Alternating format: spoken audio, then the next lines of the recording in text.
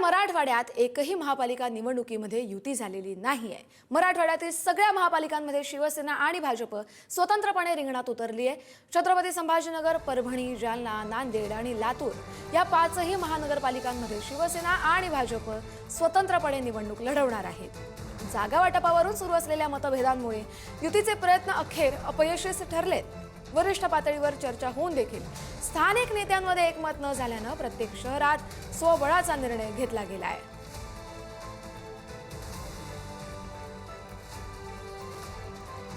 सचिन जिरे आपले प्रतिनिधी आपल्याला या संदर्भातील अधिकची माहिती देतील। सचिन, मराठवाड्यात एकूणच चित्र कसं झालेलं आहे? कारण आता युती तर तुटलेली आहे, त्यामुळे सगळ्यांनीच स्वबळाचा नारा दिलाय आणि महायुतीमधले घटक पक्ष हे आता एकमेकांसमोरच उभे टाकलेत।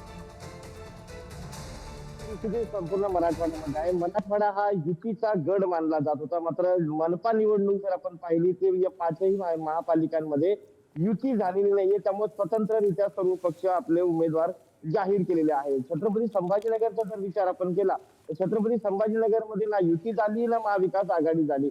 संपूर्ण पक्ष जेवढे पक्ष आहेत ते स्वतंत्र लढत आहेत। त्या ठिकाणी प्रत्येक पक्षाने आपापले स्वतंत्र उमेदवार उभे केलेले आहेत। जवळपास 1800च्या वर उमेदवार छत्रपती संभाजीनगरच्या 115 जागेसाठी आहे।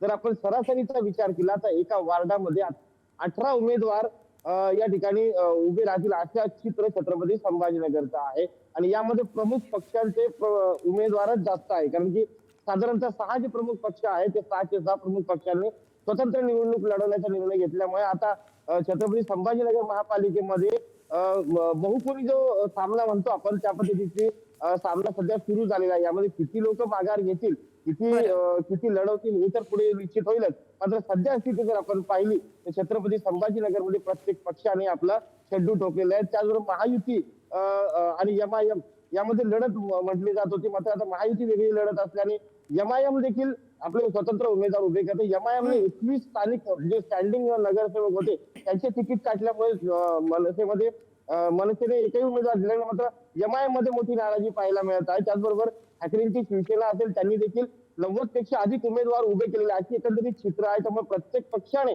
आपले मोठ्या प्रमाणात उमेदवार उभे केलेले आहेत। नेमकं शेवटपर्यंत कोण टिकतं हे पाहणं महत्त्वाचं राहील। नक्कीच, धन्यवाद तुम्ही दिलेल्या सविस्तर अपडेटसाठी। त्यामुळे आपण पाहतोय मराठवाड्यात सगळेच पक्ष स्वतंत्रपणे मैदानात उतरलेत। वरिष्ठ पातळीवर निर्णय झाले होते, मात्र स्थानिक पातळीवरच्या नेत्यांच्या आडमुठ्या धोरणामुळे युती झालेली नाहीये।